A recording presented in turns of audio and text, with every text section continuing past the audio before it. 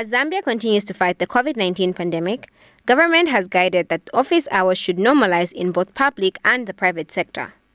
The advice given to the public service must also be embraced by the private sector, providers of public services, managers of events, and individuals. The ministry is currently holding an engagement meeting with the private sector and non-state actors, which is scheduled for completion to be concluded tomorrow.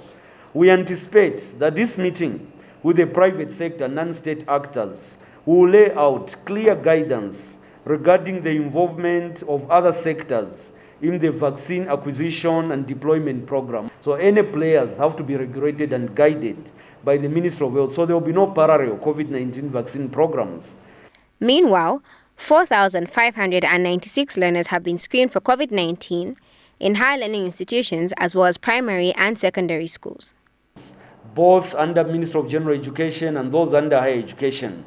4,596 people were screened and 628 swabbed during the education sector surveillance activities in the last 24 hours. 68 of the confirmed COVID-19 positive cases reported today under this sector have been isolated. Infection prevention continues in affected and at high-risk institutions.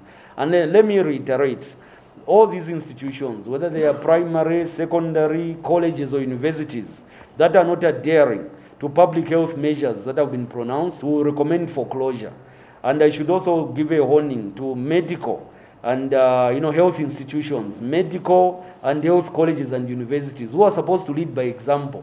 It is disappointing to find a medical university leading as a COVID epicenter.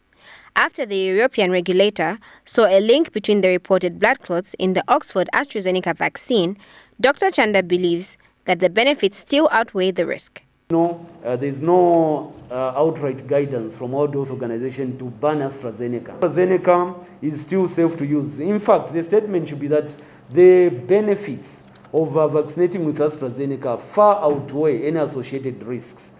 Zambia has recorded 206 new cases out of 6,016 tests, 1 death and 37 recoveries. Malikana Mulele, S24 News.